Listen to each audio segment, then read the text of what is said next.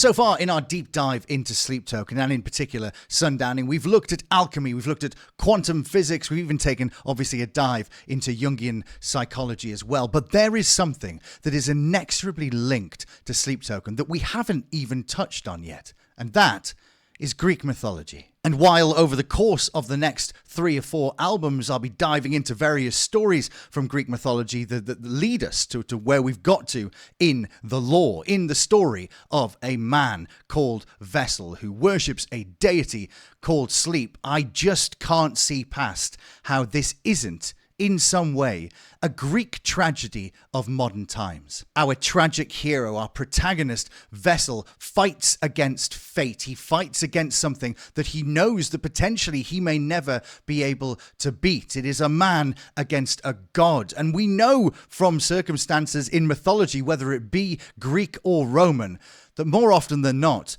the man doesn't come off well in this situation. And while in this potential Greek tragedy, the protagonist, Vessel, battles with the antagonist, Sleep, in the background, there are other vessels. There are Aspera. We're supported by a chorus, if you like, a Greek chorus telling us the tale. In fact, even the man himself, the character Vessel, is part of this story. He is telling the story of this potential tragedy with every lyric, with every choice of music, with interludes, with interviews way back in the past. We are being taken on a journey, a musical theatre production called Sleep Token that is akin to a Greek tragedy. The Sleep Token world is drenched in imagery of sacrifice, of devotion, of transformation and supernatural influence. This is Greek mythology. And in that mythology, there are characters that look almost custom-made for the Sleep Token journey. The god of sleep, Hypnos, who enters people's dreams, who can control them by putting them under his spell, putting them to sleep. Perhaps we can even draw parallels with Hades and Persephone. That descent into emotional darkness, and then a potential transformation, and then an ascension back to the light, but somehow it's incomplete. The story of Persephone and Hades brings about the seasons. It brings about a cyclical nature. It brings about thoughts already of Arcadian rhythm and how the supernatural interacts with the natural. Or maybe it's Aphrodite and Eros using desire as a divine force. Greek myths are full of humans who become heroes chosen by gods. They receive blessings and burdens. And although they are the quote-unquote chosen ones, they are tormented because of that. And so often we see our heroes living between realms, the living and the divine. And so often it is devotion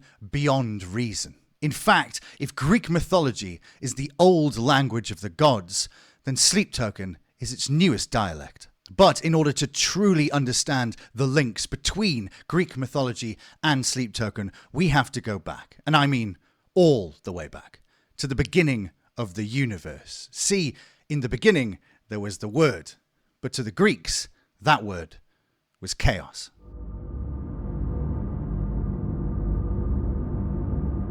In the beginning was chaos, according to the Greeks at least. And that chaos was, well, exactly that. It was just disorder, cosmic disorder. And eventually, out of that, there were born 4 gods. Well, not really gods, if you like, primordial gods. These were beings or entities that what eventually would prove to be far greater than even gods, even the inhabitants of Olympus, even Zeus himself. These primordial gods and goddesses were the beginning of, well, everything.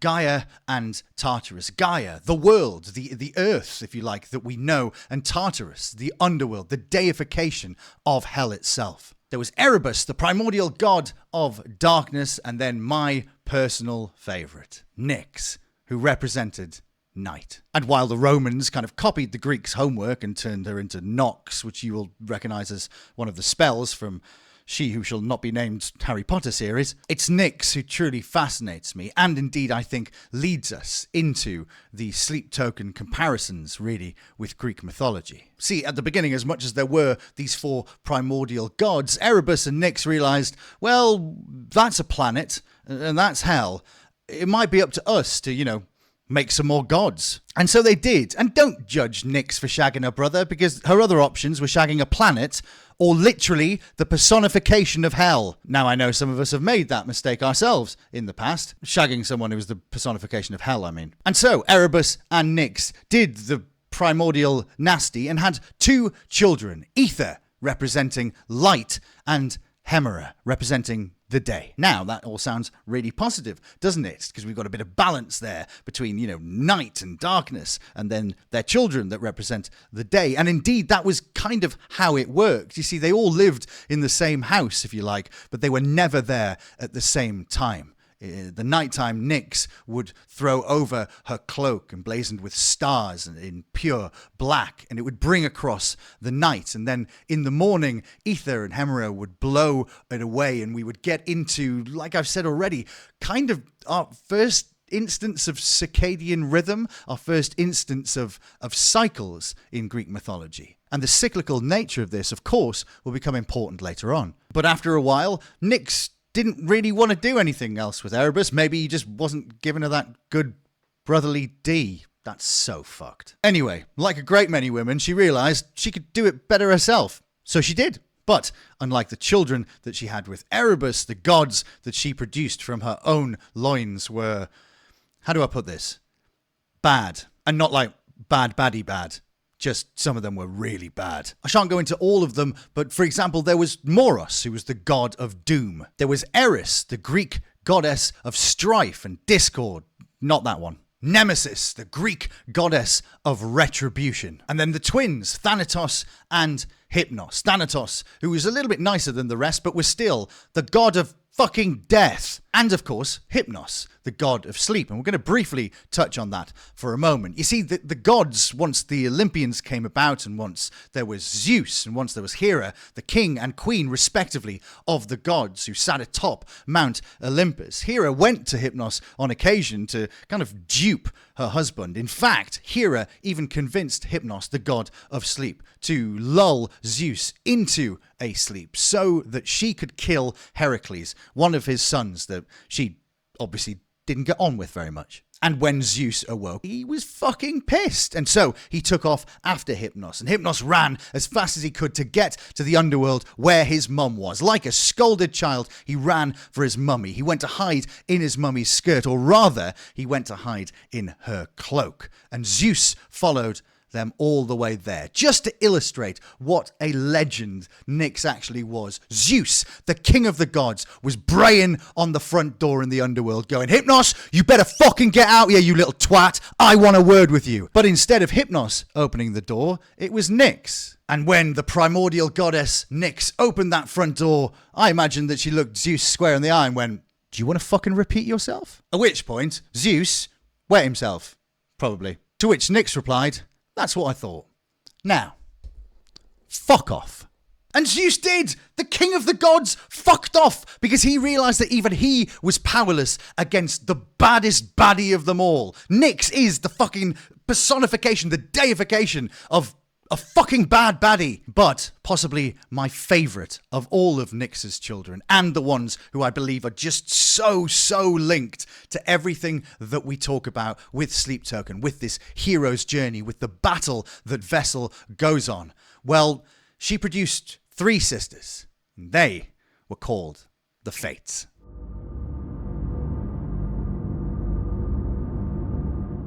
The Fates, also known as the Morai, were 3 sisters born of Nyx's loins, and they were powerful goddesses who controlled the destiny and lifespan of every mortal, and indeed every god. An utterly terrifying concept that these 3 women, these 3 female goddesses, could see the past, everything in the present, and everything in the future. They were all knowing, and they did that, and they rather decided our fate with thread. The first sister, Clotho, also known as the Spinner, she span the thread of life, kind of marking your birth and feeding you into existence. And then there was Lachesis, the Allotter, who measured the thread. Everything from the beginning to the end was measured perfectly. Every little instance, every moment of your life was just embroiled in this piece of thread. It was allotted for you.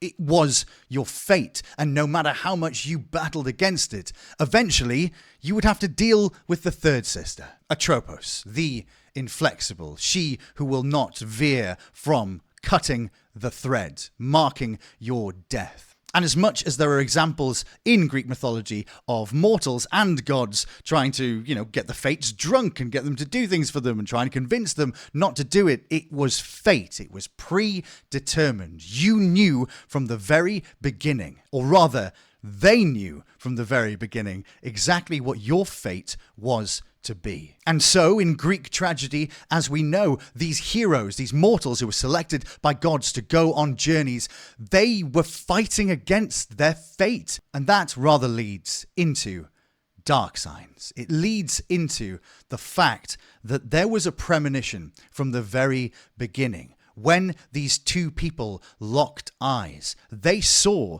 the dark signs from the very beginning. And as the great philosopher T. Swizzle once said, "I knew you were trouble when you walked in." That's rather the vibe we get from dark signs. It is ominous from the off. And if I may, I don't think that there's just one voice in this song. So often I say, and remember, before we get to this, all of my interpretations could be, as I always say, absolute bollocks. However, there is enough here in the lyrics, and I want to, when we listen to the song, for you to think about the vocal delivery and actually where the voice is coming from, what the choice has been made by the man behind the mask when he was sat like I am now with a microphone in front of his face. The vocal delivery, the way that he shapes it, I think that tells us more about the story than maybe we give credit to at first listen. Dark Signs is, if you like, a battle with inevitability. The idea that as much as you try, your fate has already been chosen for you. But I can see an argument for that being from either side, both the man and the deity. And before we dive into the music, I would like to take a look at Nyx just one more time with this fabulous piece of writing that I think personifies how I feel about Nyx and the fates. In modern spiritual practices, Nyx resonates as a dark mother goddess, representing the uncharted territories of the soul, the power of night, and the enduring allure of the unknown. Her influence remains a potent force in both ancient and contemporary realms, inviting us to explore the depths of existence and embrace the enigmatic nature of the night. Nyx stands as a timeless symbol of the darkness that shrouds our world and our souls. Her significance transcends the boundaries of mythology, reaching into the realm of human consciousness and creativity. As we navigate the mysteries of life and the enigmatic expanse of the night sky, Nyx remains a captivating and enduring figure, beckoning us to explore the depths of our own existence.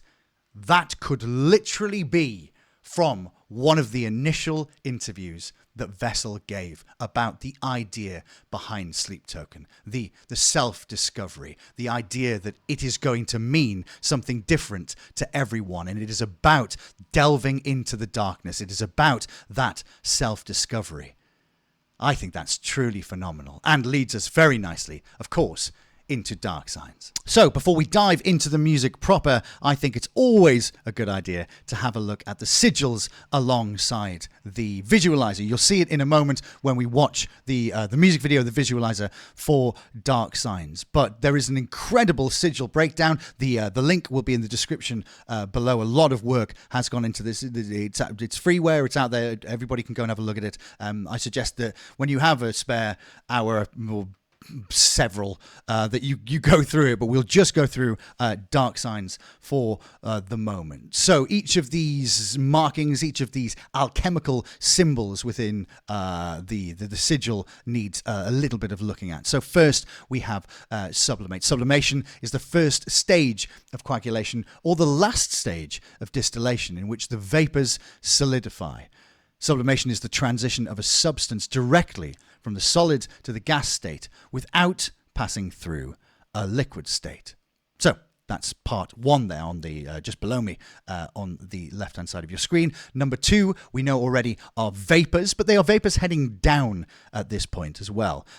We will obviously get to the larger symbols in a second. But number 3 is a bit of a funny one. It does look a little bit like crucible. However, I do think that the author here is correct. I think number 3 here is ash. Again, when one goes through the alchemical process, as much as something is made, as much as something ascends, something has to be left behind for that to work as well. So number 4 here is that repeating symbol that has caused so many problems for so many people, as it doesn't seem to be, well, anything. If indeed, you do know what that is, please do pop it in the comments below.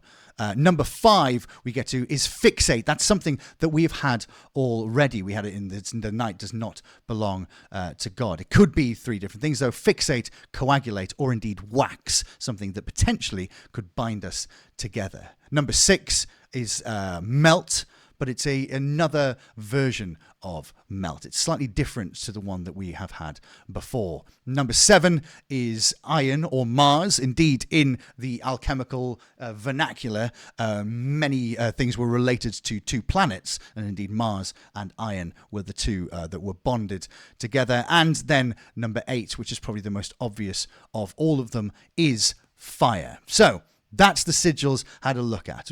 Again, you can interpret this however you would like. But for now, I think it's time to move on with the music. Track 4 from 2019's Sundowning by Sleep Token. This is Dark Signs.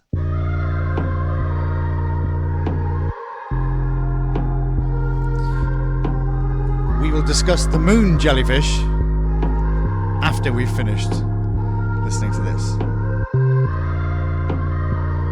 It's so bleak. I think that's one of the most interesting things about this. It's so dark and flat and bleak to start with.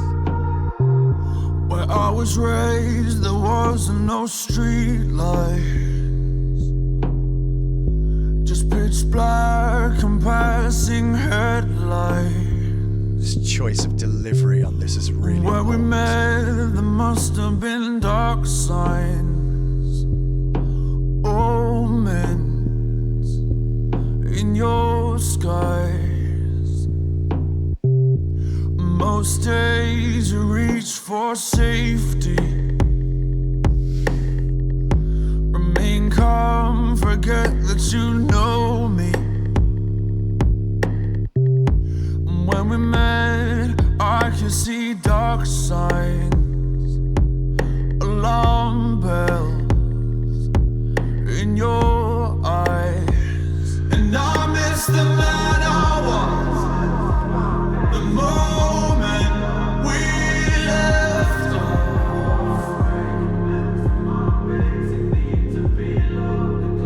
And I hate who I have become. Every time I wake up.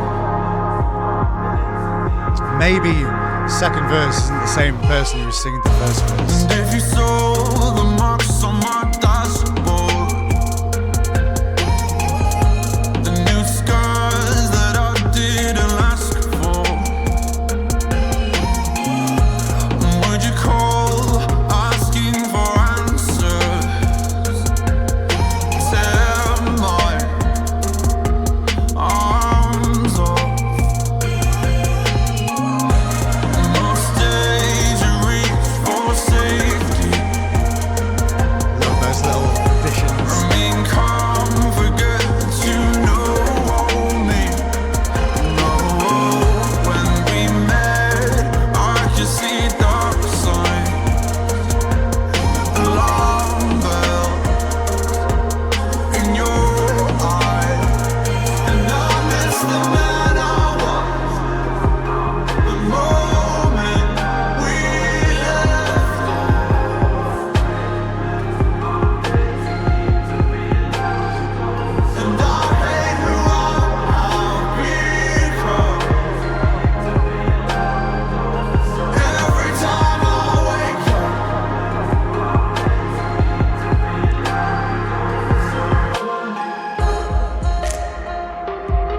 very wet click again, isn't it? And I miss the night I walked, the moment we left.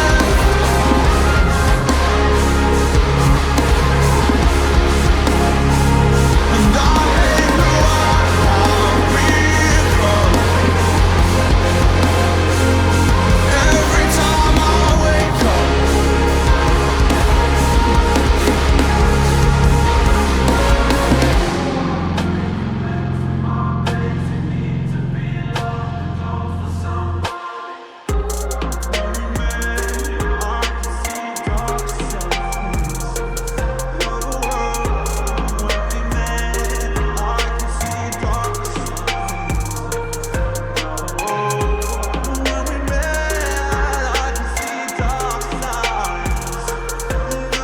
All the 90s pop riffs.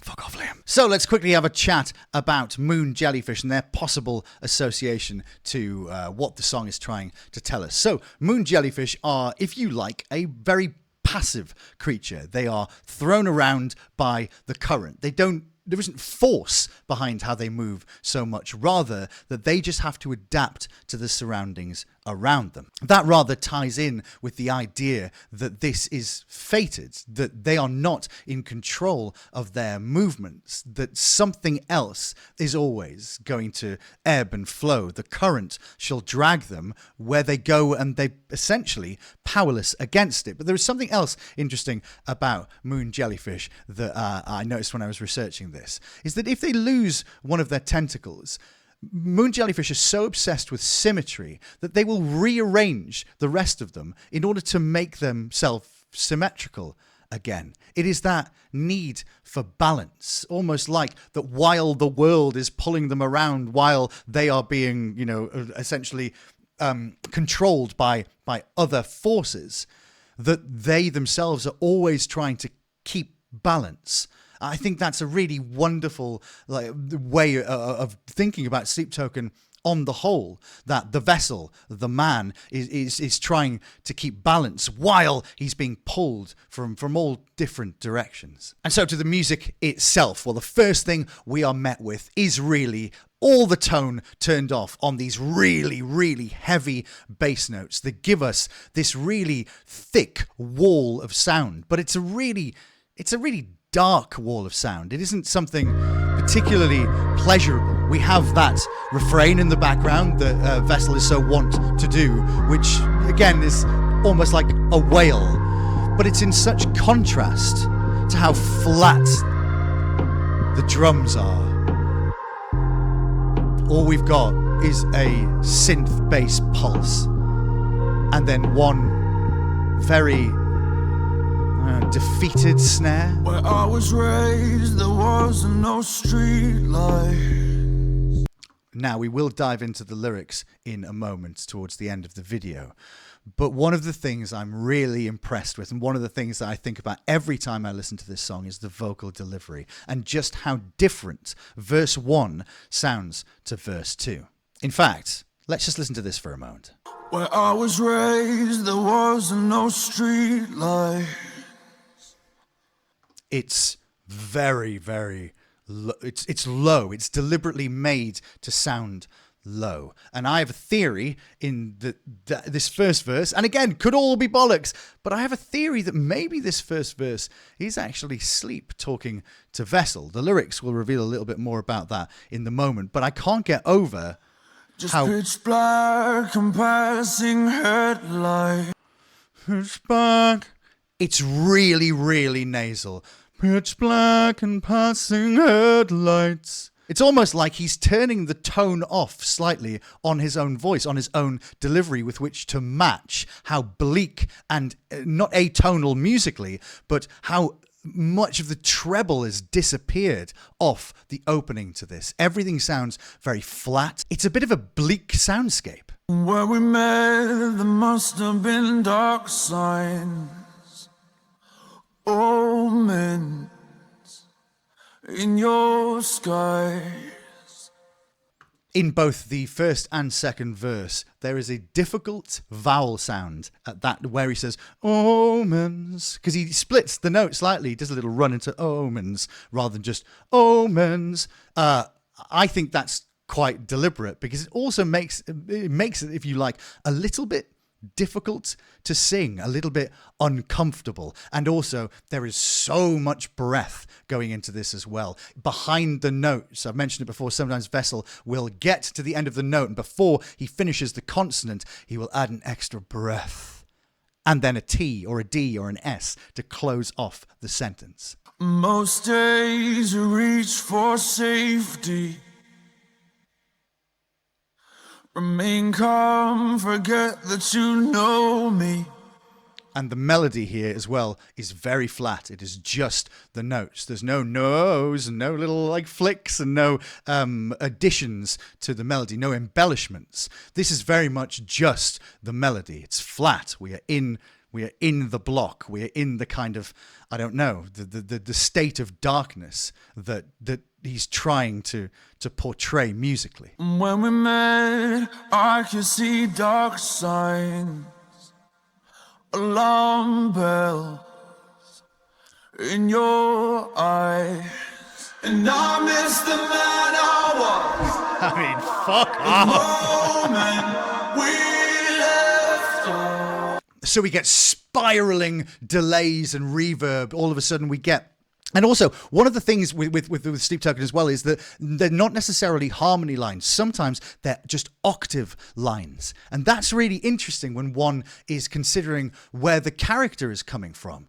Because when Aspera, for example, in the live performances, when they come in with harmony lines, one doesn't immediately go, ooh, that's Sleep's harmony, or ooh, that might be. But sometimes when it's an octave below, when you just get the same melody line, either sung in that piercing, wailing falsetto that Vessel is so good at, or when he drops right down into his lower register, into his deep chest voice, into like the shadow of his delivery. I think it's really quite a beautiful way of building a soundscape that matches the idea of who the characters are in this as well. I'm just going to jump ahead to the second verse to try and illustrate my point here. And if you saw the marks on my dashboard, that isn't as low and nasal. If you saw the marks on my dashboard, it's more trebly, a little bit more bright in the vocal delivery. And I think that adds credence to the theory that maybe that first verse is a different version of him, a regressed version, some going back to, where he was raised. Or maybe it's the voice of Sleep, and maybe in this second verse, because of the vocal delivery and the way he adds these embellishments here, it sounds more human. It sounds more like the Vessel that we know from EP1, EP2, the bridging songs, and the beginning of Sundowning. the new scars that I didn't ask for. Would you call asking for answers? Tear my arms off. Splits the notes at the beginning of a lot of these lines. Tear my, not tear my. Exactly the same as the first verse. Most days you reach for safety.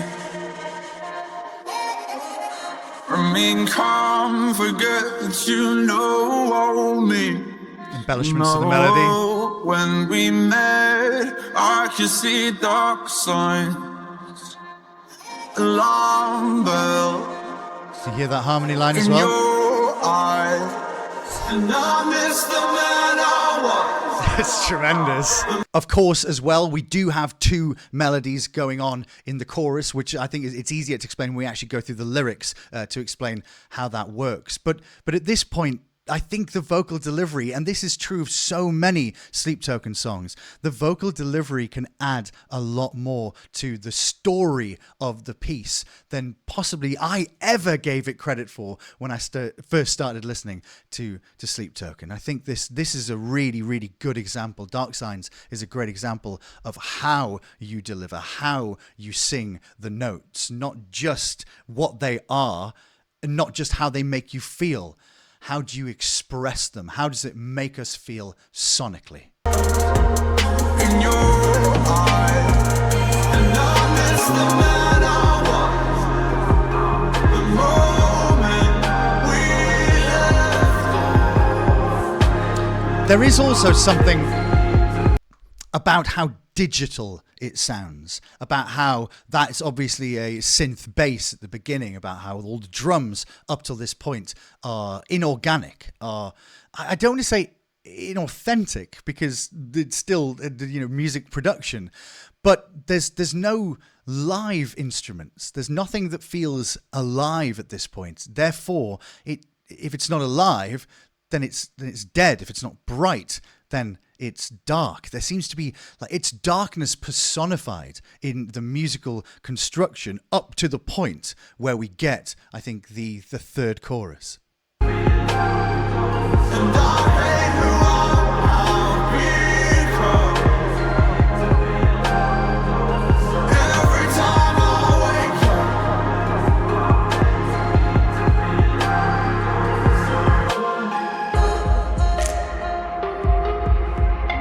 Big wet clicks. And I miss the man Then it becomes huge and organic again. We get to see the sea there from the top.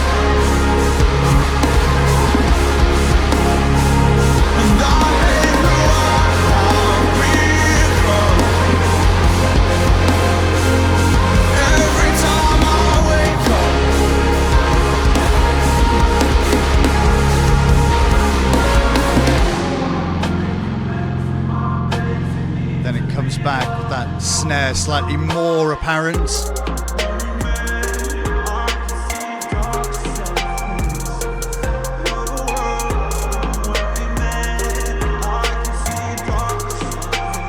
Musically, it's like a tag on at the end, almost like an epilogue. When we met, I can see dark signs being repeated over and over again, like ritual, like prayer. Every single one of them with a different additional melody point. And we fade out, which we know in Sleep Token up to this point, not every time. And again, we're just theorizing here, but fade outs do tend to mean that the cycle continues, that this is not over. This is doomed to continue. And so to the lyrics, arguably my favorite part of all of these videos, because I like to try and sometimes pull the lyrics away from the melody, from the vocal construction, from the musical construction, and look at them as potentially a duologue, a monologue, a dramatic reading, whichever way you want to put it, a poem even, and try and work out who is speaking to whom. So, where I was raised, there was no streetlights, just pitch black and passing headlights. And when we met, there must have been dark signs, omens in your skies. Where I was raised. So this is coming from the perspective of either a protagonist or an antagonist in this piece that we believe only has two characters at this point. By the way, that's open for interpretation within itself as well. But where I was raised, there weren't any streetlights. Where I was raised in the dark. But also, no streetlights makes me think of the country, or it makes me think of somewhere that's removed from society, possibly above society. And this is why I think that potentially this is the voice of sleep. And the reason why I think this is the more study I did into Nyx, the goddess of night. The idea that the streetlights were not present, but there were passing headlights. Stars? Wouldn't that be the movement? If you were a god and you are meant to be up there in and amongst the heavens, one would assume, depending on what your nature is. If it's just pitch black and passing headlights, isn't that the stars passing? Isn't that some possible symbolic way of saying that? Anyway, just pitch black and passing headlights. It means that the person is removed from something. Where I was raised, there wasn't the conventions that we are used to in society. Just pitch black and passing headlights. Also, if they were indeed cars going past and they were just going past over and over again, you have a sense of detachment and anonymity to that. It's not that they're seeing you and stopping. It's that you are in the middle of nowhere, in pitch black, and everything is just going past you. And when we met, there must have been dark signs. There must have been. So it isn't necessarily that the antagonist or the protagonist here in the piece is saying, absolutely, there were dark signs. At the beginning, it's, there must have been dark signs. Omens in your skies. Goodness me, we've got enough of that with bad omens at the moment, and the tesseract or door or missing pixels or whatever the fuck that thing is. Most days, you reach for safety. Implied, you remain calm and you forget that you know me. And when we met, I could see dark signs, alarm bells in your eyes. So most days, not all the time, but most of the time, you reach for safety. Now, this is another thing that not sticks in my craw, but makes me believe that perhaps that this is the voice of sleep, or rather, to take a Jungian perspective on it, the voice of the shadow. Most days you reach for safety, you remain calm, and you forget that you know me. Now, the reason why this is so important is when one is going through shadow work, when one is trying to go through an act of individuation, indeed, when one is creating one's own magnum opus, the alchemical idea that they were trying to make lead into gold. They were trying to make something crap into something brilliant. But you have to dive into the muck to do that. So most days you reach for safety. You don't come down into the stuff that you have to deal with. You maintain the status quo. You don't come down to me, the shadow. You remain calm and you forget that you know me. I don't exist. Now, obviously, the man behind the mask, we've talked about this. A lot of these songs could be love songs, torch songs, odes. When you're writing a love song, I can understand, I'm using love song colloquially there. You remain calm and forget that you know me. It rather leans into that sleep comes to them in the night. They fuck, they sleep next to each other, and every time Vessel wakes up, sleep has already gone. She's in the Uber. He's in the Uber. They're in the Uber. But I can't get over that idea that it's potentially the shadow speaking back, potentially the idea of sleep, that sleep is inevitable, that sleep is important, that sleep gets a bad rap sometimes, that maybe sleep is necessary for the protagonist, for the vessel to ascend. One has to dive into the darkness. One must embrace one's shadow before one can ascend. And when we met, I could see dark signs. Alarm bells in your eyes. I quite like the idea of alarm bells, because it's mentioned even in Arcadia. We're dancing to alarm bells, and that idea that alarm bells, like you see in cartoons, you know, when I don't know, Bugs Bunny realizes he's going to make loads of money, and so dollar signs suddenly appear in his eyes. I like the idea that there are alarm bells, because what do they look like? Or is it that dilation of the pupils? Is it that tell, that giveaway, that when we met, I could see that you knew straight away that this was going to be difficult. You knew your fate the moment you looked into my eyes. And then potentially a new voice. And I miss the man I was the moment we left off. And I hate who I've become every time I wake up. We'll dive into the counter melody and the background, or the I don't know, the counter lyrics, if you like, in a moment. So I miss the man I was the moment we left off. So the moment that the two of them stopped doing something, or again, whoever the two of them are, this could be a love song, this could be the thing the man behind the mask wrote about a man, a woman, a partner, his parents, religious trauma, whatever. I miss the man I was when we stopped doing what we were doing. Again, possible allusions to sex, allusions to the nighttime where they come together, and then when sleep leaves, no, I liked who I was. When you were there, when you were present, I like that. And now I miss that in the cold light of day. I miss the man I was. Or maybe it's from sleep's perspective. And I think that the word need is important too. It's not a want. It's not a, I won't bend, and I won't break and bend to my basic want to be loved, because that would be nice. No, it's a need. It is something that is just instinctual. I know I need to be loved.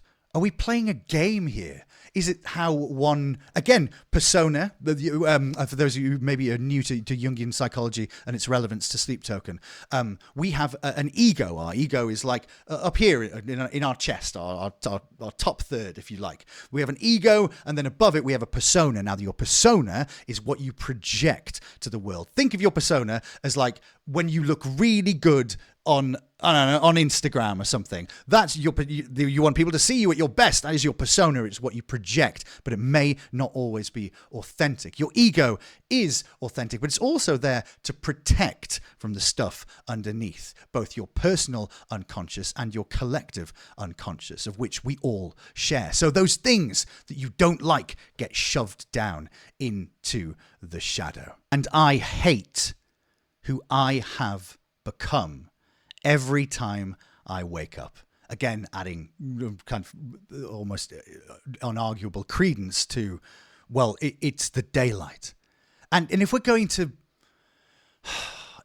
take a sundowning perspective on that, perhaps even a dementia perspective on it, I hate who I've become every time I wake up. Is that because the night comes down like heaven? Because in the night, that is where you can be peaceful. In your own unconscious, that is where you find peace. It is the battle when you wake up every day. And indeed, we've spoken about it already, sundowning syndrome and some of the symptoms of that. It is as the light recedes, as the long shadows come in, as the days, as the night, if you like, as Nyx throws her cloak over the world, that's where the panic comes. But that's when you're conscious.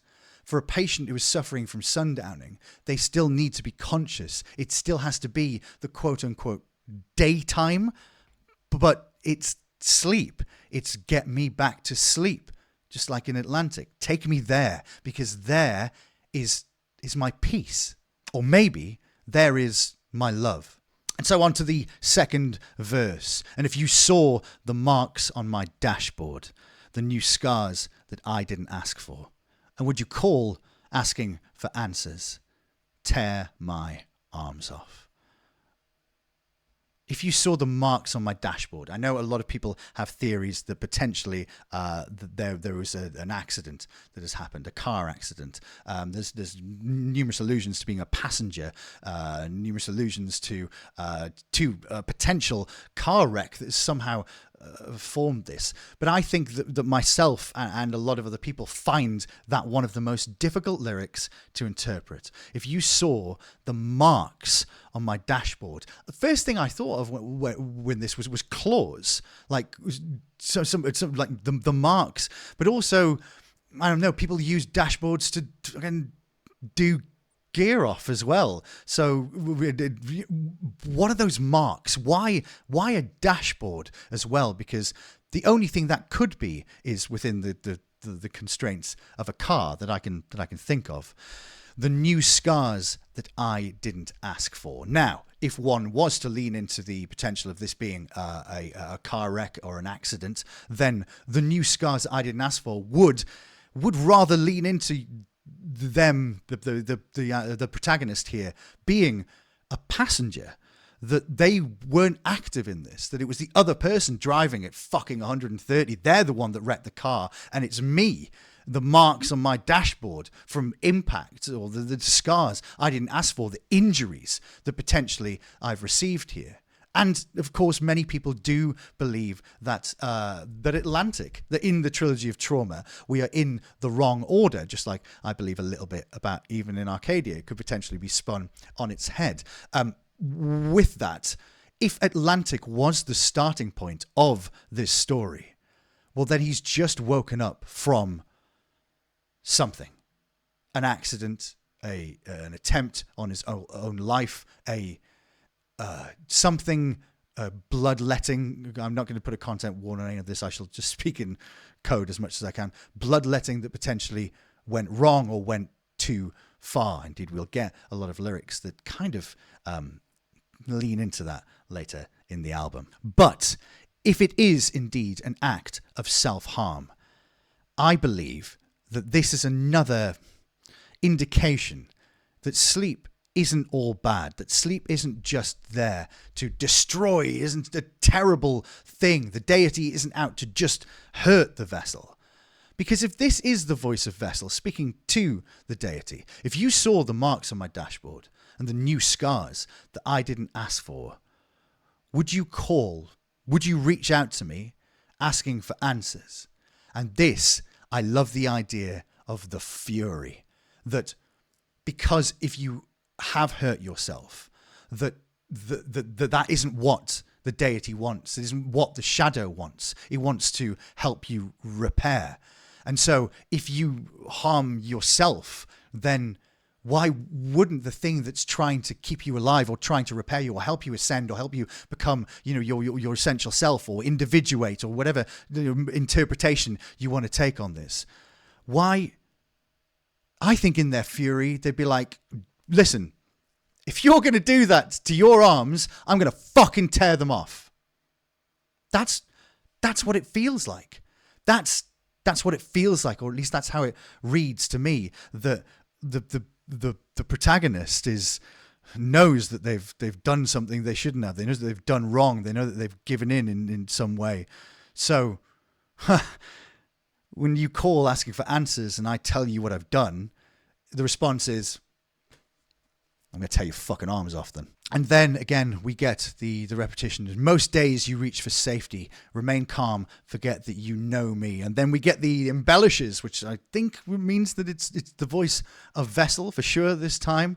When we met, I could see dark signs, alarm bells in your eyes. And what's interesting is that in the first we get, there must have been dark signs. Just up here, when we met, I'm not sure if it's where or when, where we met, there must have been dark signs. But it changes to, when we met, I could see dark signs down here.